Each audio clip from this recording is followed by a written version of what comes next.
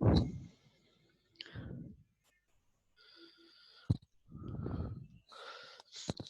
students, how are you? Myself Parveen Yadav.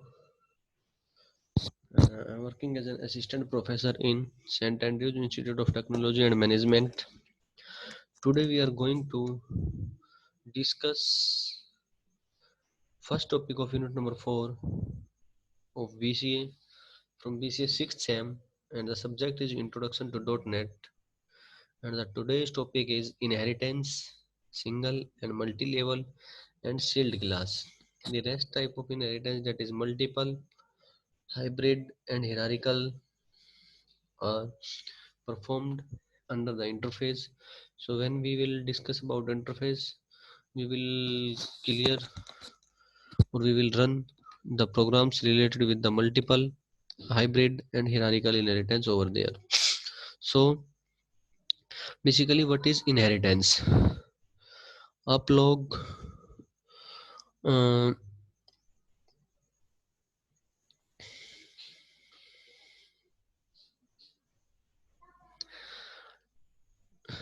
आप लोगों ने C++ भी की हुई है 4th सेम में, देन VB भी की है, तो वहाँ पे आप लोगों ने इनहेरिटेंस के बारे में पढ़ा होगा, और इवन अभी जावा भी कर रहे हो 6th सेम में। इसके अलावा साइड बाय साइड कुछ लोग पाइथन भी कर रहे होंगे, कुछ लोग PHP भी, तो वहाँ पे भी आप लोगों को इनहेरिटेंस का कंसेप्ट देखने को मिला होगा। बेसिकली हम लोग इनहेरिटेंस किस लिए यूज करते हैं?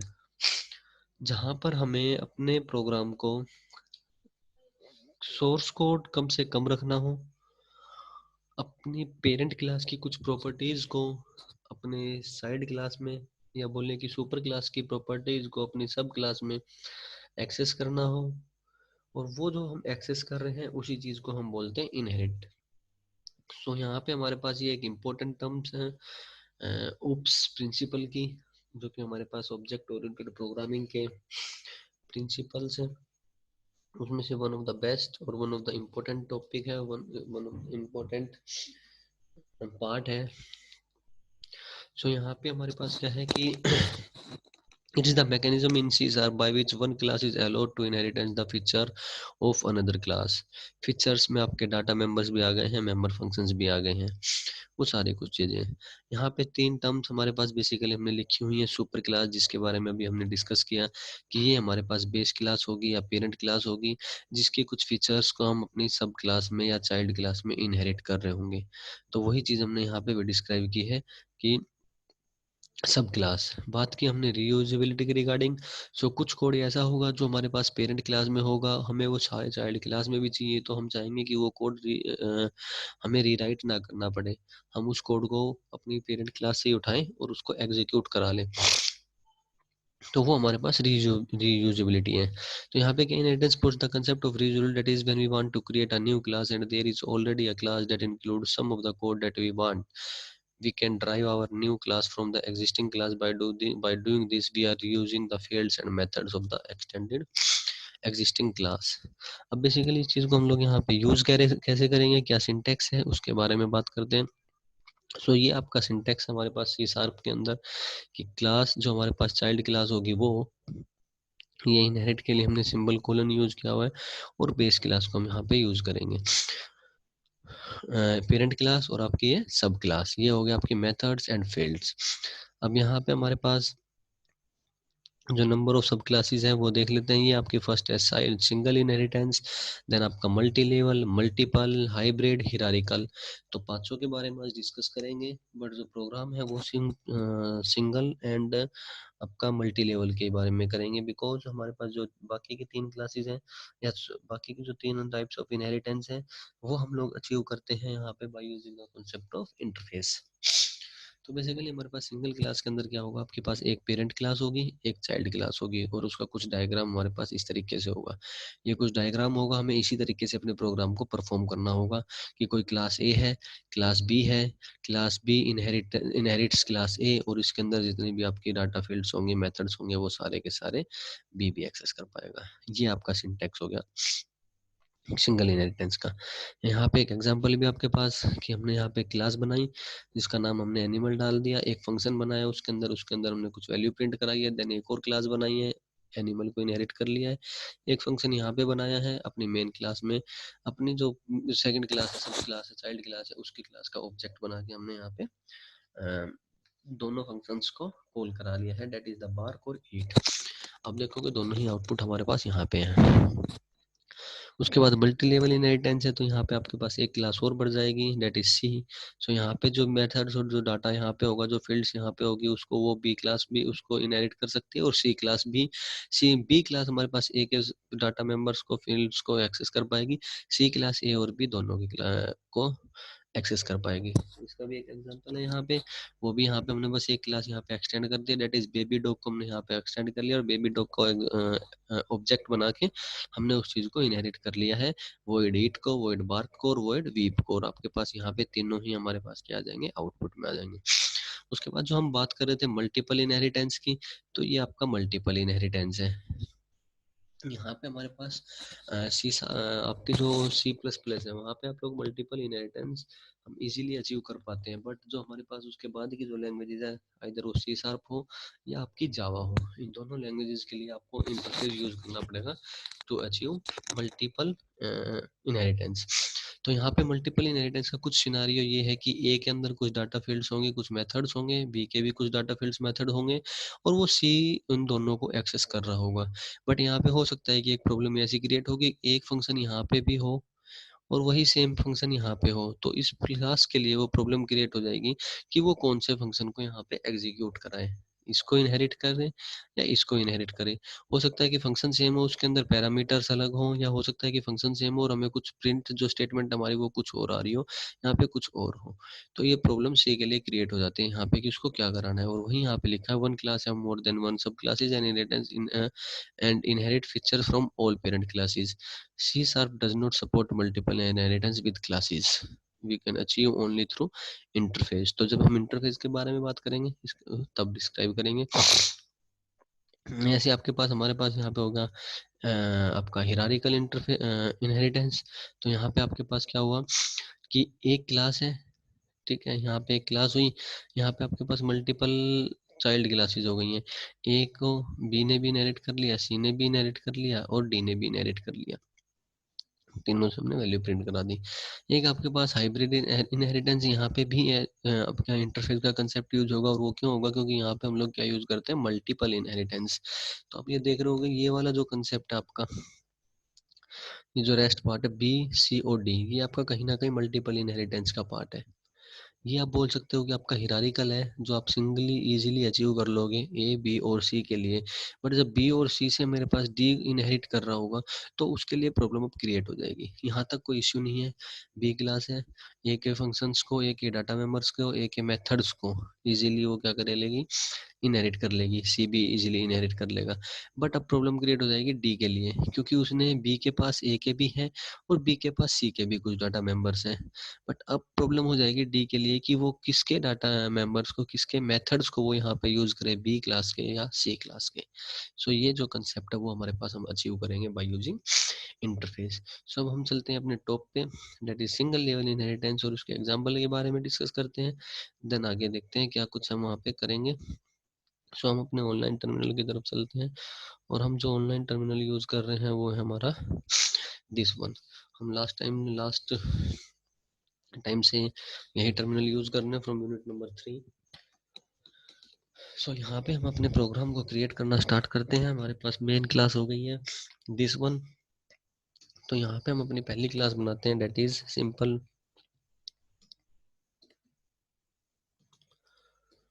क्लास ए हमने बना दी है।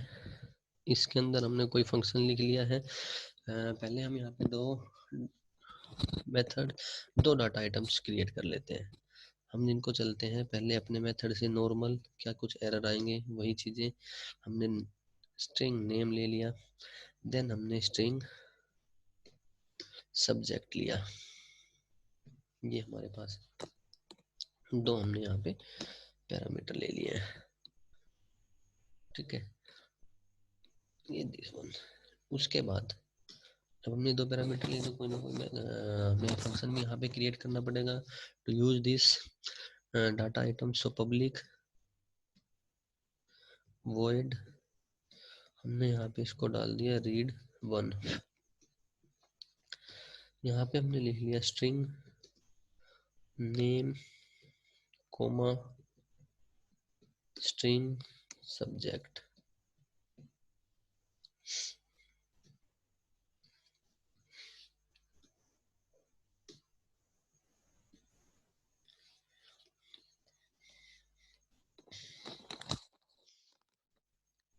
सो यहाँ पे हम अब क्या करेंगे, हम एक कीवर्ड यूज कर रहे हैं that is this operator name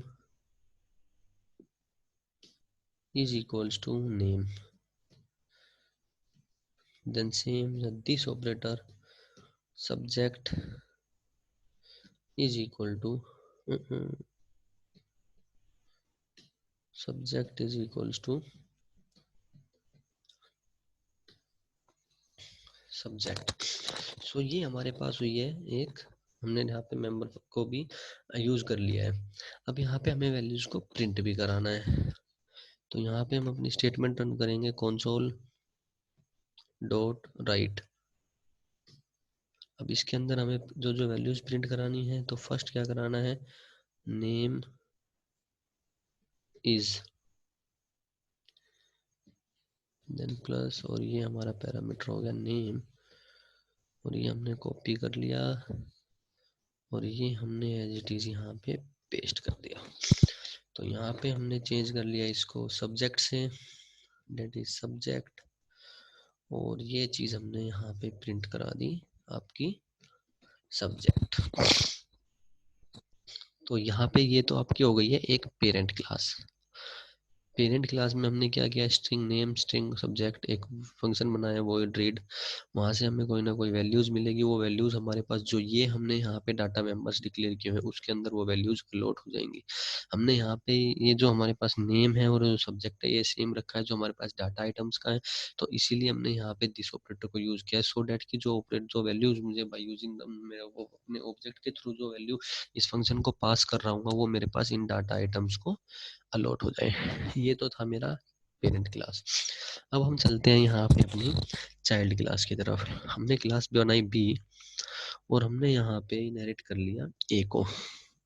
ये हमारा कुछ स्टार्ट करेंगे यहाँ पे। अब क्लास बी के अंदर हम सिंपल एक छोटा सा ही यहाँ पे रख लेते हैं पब्लिक वॉइड रीड टू। यहाँ पे हमने इसको बना दिया, तो यहाँ पे हम रख लेते हैं ये console dot write line.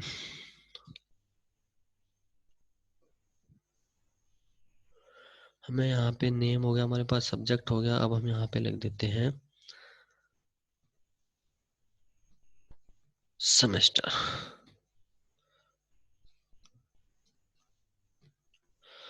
Semester तो यहाँ पे ये वैल्यू हमारे पास नहीं है, तो हमने यहाँ पे इसको भी क्रिएट करेंगे। हमने ये प्रिंट करा दिया, ठीक है। अभी एक एरर शो कर रहा है, same does not exist in the current context. तो यहाँ पे हम क्या करते हैं, यहाँ पे हम डिक्लेयर कर देते हैं स्ट्रिंग सेम, ठीक है। और उस चीज को हम यहाँ पे एक्सेस करा लेते हैं, जैसे हमने ऊपर एक्सेस कराया है this dot same is equals to same. ये हो गया हमारे पास।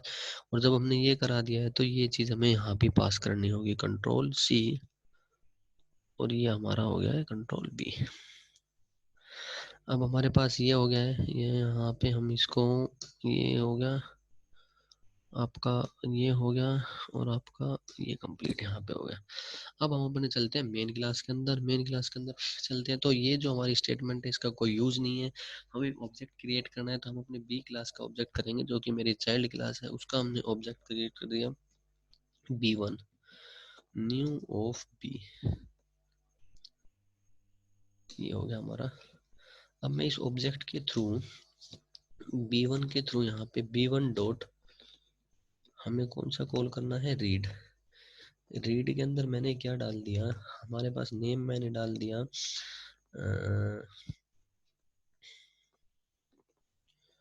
निखिल,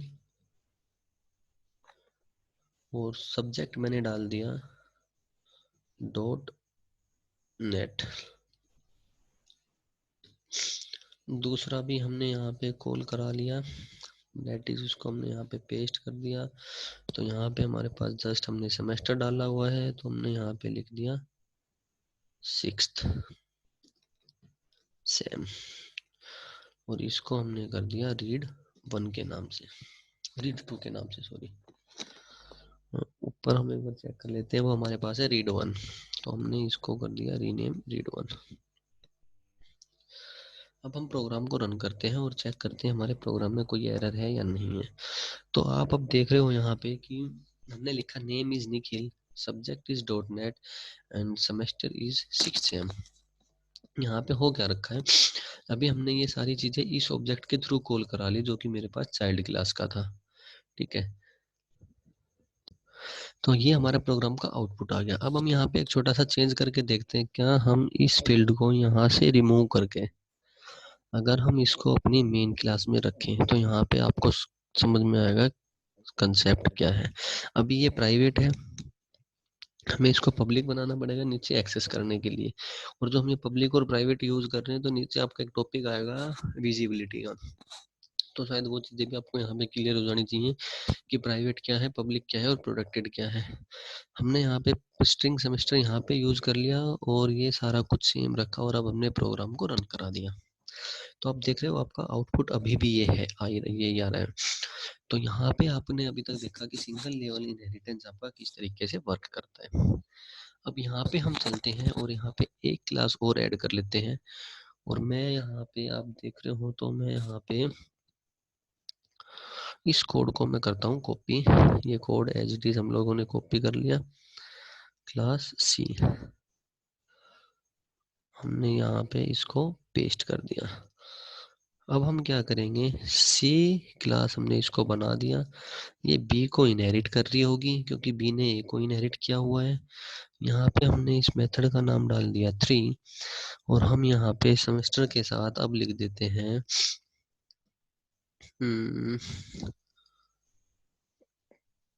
इंटीजर PER, परसेंटेज डाल देते हैं यहाँ पे, integer total percentage, total percentage. यही चीजें हम अपने मेन फंक्शन के अंदर लेके चले जाते हैं और वहां पे इस चीज को कॉपी कर देते हैं। पहले तो यहाँ पे जो हमने यहाँ पे स्टेटमेंट में यहाँ पे पेस्ट कर देते हैं कंट्रोल V, इसको हम लोग बना देते हैं पब्लिक। तो हमने इस चीज को यहाँ पे यूज किया है। अब इस चीज को यहाँ पे हम लोग कंट्रोल C किया हमने, और यहाँ पे हम इस चीज को कंट्रोल V, एंड यहाँ पे हमारा कंट्रोल V, ठीक है। तो यहाँ तक हमारा ये हो गया है।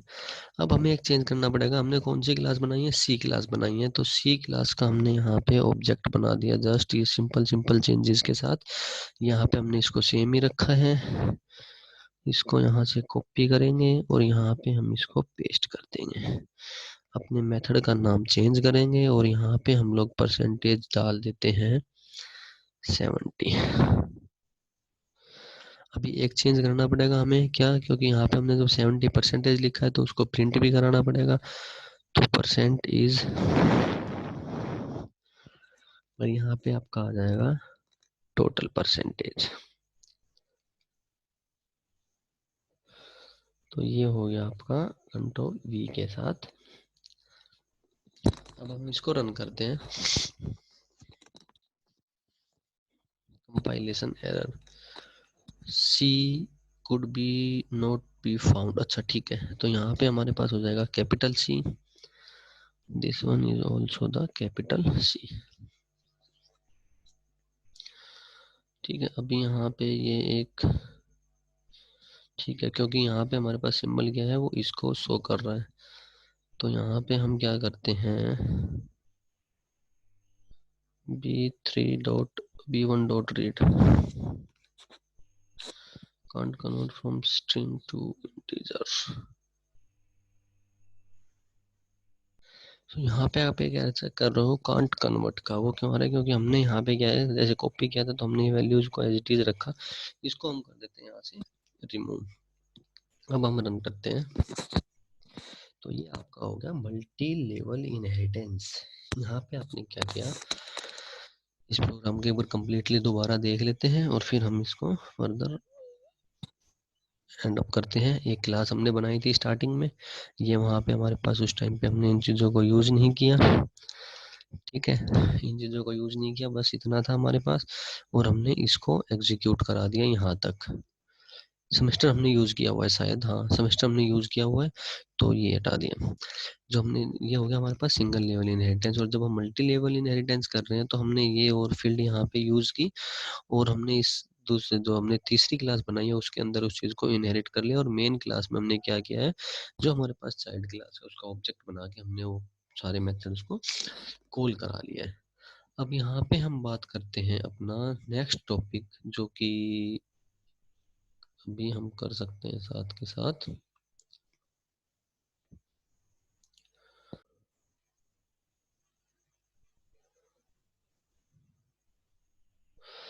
तो जो हम बात करेंगे वो है हमारे पास सील्ड क्लास के बारे में बात करेंगे। बेसिकली सील्ड क्लास क्या होगी कि हमने अभी तक चीज़ों को इनहेरिट किया है, लेकिन अगर हम चाहते हैं कि हमारे पास हमने जैसे नंबर ऑफ क्लासेज है, तो हम चाहते हैं कोई एक पर्टिकुलर क्लास हमारा हम उसको इनहेरिट ना करें, तो हम वहाँ पे क्या यूज़ कर सकते हैं, कीवर्ड सील्ड। तो वही यहाँ पे हमने डिस्क्राइब किया हुआ है कि C sharp sealed class keyword applies restriction on the class and method. दो हो गए हमारे पास, सील्ड क्लास भी होंगे, सील्ड मेथड भी होंगे। sealed class हमारे पास क्या होगा, if you create a sealed class it can't be derived, if you create a sealed method it can't be overridden। तो आज हम जस्ट एक एग्जांपल करेंगे sealed class का, और sealed method का नेक्स्ट क्लास में एग्जांपल करेंगे। तो sealed क्लास में basically sealed class can't be derived by any classes। इसका एग्जांपल अभी देखेंगे, जस्ट हमने जो आउटपुट किया है चेंज किया उसी का देखेंगे। लेकिन एक चीज़ और यहाँ पे हमने मेंशन की हुई है यहाँ पे कि local variable can't be, local variable can't be sealed, means हम सिर्फ क्लास को सील्ड कर सकते हैं और हम अपने मेथड्स को सील्ड कर सकते हैं, जबकि लोकल वेरिएबल्स को हम सील्ड नहीं कर सकते। तो ये एक एग्जांपल भी, इसको भी डिस्कस करेंगे। चलते हैं अपने टर्मिनल पर।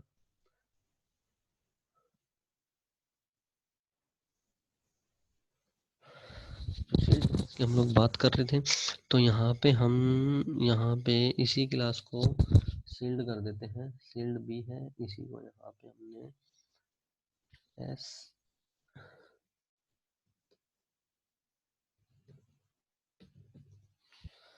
ठीक है, और अब हम इसको रन करते हैं।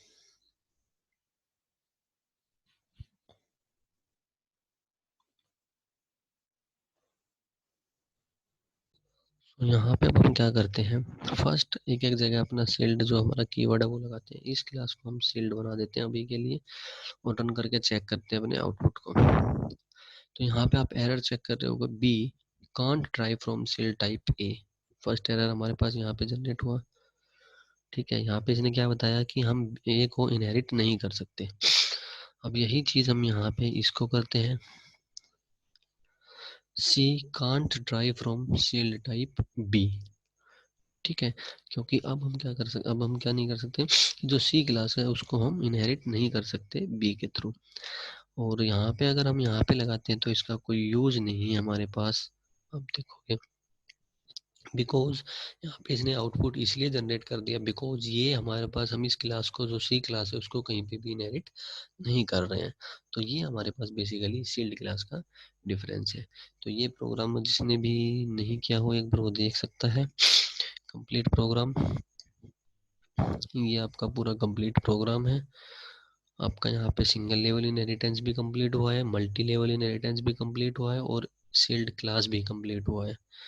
और अगर ये हर किसी का बच्चे का हो गया हो तो एक लास्ट हम छोटा सा टॉपिक और यहाँ पे कवर अप कर लेते हैं, that is about sealed methods, sorry sealed variables regarding. तो हमने इस सारी चीज़ों को यहाँ से हमने क्या कर दिया, रिमूव कर दिया। ये हमने यूज किया यहाँ पे, ये दोनों चीजें, इसको भी हमने यहाँ से हटा दिया है।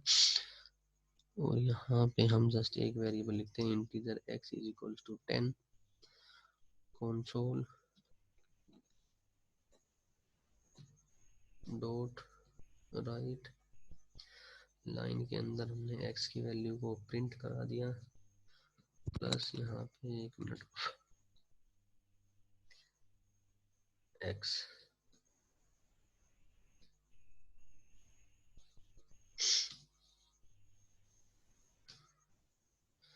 X plus plus control C, और यहाँ पे हमने एक और दोबारा कंट्रोल बी, सॉरी इस स्टेटमेंट को एक बार हम और प्रिंट करा देते हैं यहीं पे, कंट्रोल सी कंट्रोल बी।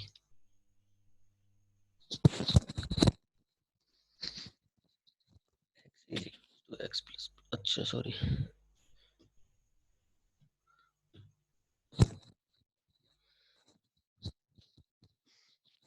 आपको आउटपुट दिख रहा होगा कि x का हमने पहले 10 वैल्यू आ गई है, उसके बाद वैल्यू इंक्रीज हुई है और यहाँ पे वैल्यू प्रिंट हो गई है x प्लस प्लस।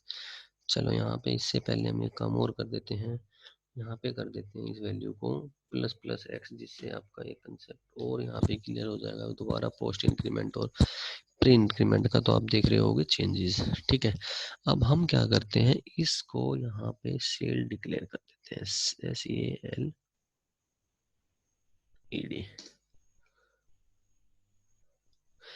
तो यहाँ पे आप देखो एरर एक्सपेक्टेड, सील्ड क्लास का यहाँ पे इसने एक्सपेक्टेड दिखाया है अभी।